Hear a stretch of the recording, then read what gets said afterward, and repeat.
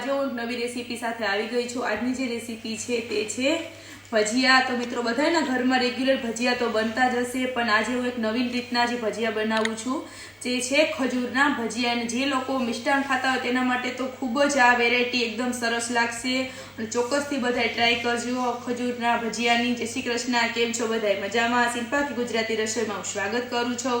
તો ચાલો આપણે આજે ખજૂરના ભજીયા બનાવવાની શરૂઆત કરી દઈએ। તો પહેલા આપણે હવે ખજૂરના ભજીયા માટે તેલ ગરમ મૂકી દઈએ ગેસ ચાલુ કરીને। અને ખજૂરના ભજીયા માટે આપણી સામગ્રી તૈયાર છે। જે આપણે આ ખજૂરના ભજીયા માટે આ ચણાનો લોટ લીધો છે। આ મેં ખજૂર છે તેને ફોલી નાખી અને ઠરિયા કાઢી લીધા છે અને આવી રીતે બે બે ફાડા કરી લીધા છે। બીજી અમે હળદર લીધી છે, આ હિંગ, અજમા, નિમક અને મીઠા સોડા અને પાણી। પહેલા આપણે આ લોટનું બેટર બનાવી લઈએ। બેટરમાં આપણે અડધી ચમચી જેટલી આમાં હળદર ઉમેરીશું। ખજૂરના ભજીયા ખૂબ જ ટેસ્ટી અને એકદમ સરસ થાય છે। જે લોકો ટ્રાય કરી હોય તો સારું, નકર ચોક્કસથી ખજૂરના ભજીયાની ટ્રાય કરજો। 1 ચમચી જેટલું નિમક સ્વાદ અનુસાર અને અડધી ચમચી જેટલો અજમા। જો ના ખવાતા હોય તમારે અજમા, ઓછા ખાતા હો તો કંઈ જરૂર નથી। અને અડધી ચમચી જેટલી હિંગ ઉમેરીશું અને આટલા મીઠા સોડા। હવે આપણે મીઠા સોડા છે એની ઉપર થોડુંક આપણે પાણી ઉમેરીશું। હવે આપણે બેટર બનાવી લઈએ।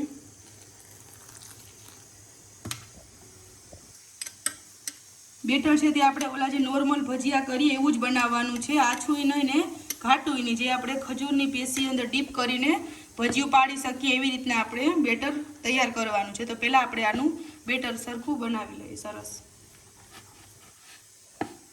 તો આપણે આવી રીતના બેટર તૈયાર કરી લીધું છે, એકદમ સરસ જો એવી રીતના બનાવવાનું છે। હવે આપણે જોઈ લઈએ તેલ થઈ ગયું છે। પહેલાં આપણે આમાં થોડુંક આવી રીતના બેટર ઉમેરીશું। ના, આપણે હજી તેલને વાર છે, 2 થી 3 મિનિટ સુધી તેલ ગરમ થવા દઈએ।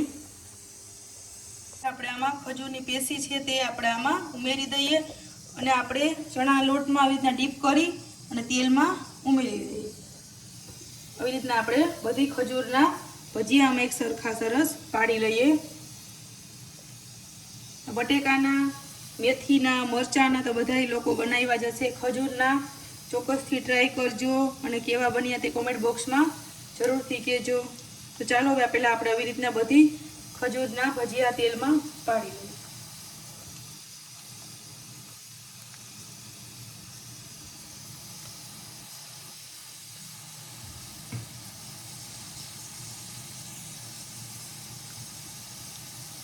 હવે આને 2 થી 3 મિનિટ સુધી પાકવા દઈએ। મિત્રો આપણા ખજૂરના ભજીયા સરસ બનીને રેડી થઈ ગયા છે। તે પણ આપણે આ ભજીયાની ચટણી સાથે, આ ચટણીમાં મેં મોરા ભજીયા, ખાંડ, નિમક, દહીં અને ચટણી મીઠું ધાણા જીરાની ચટણી બનાવી છે। આ ખજૂરના ભજીયા ખૂબ જ ટેસ્ટી લાગે છે।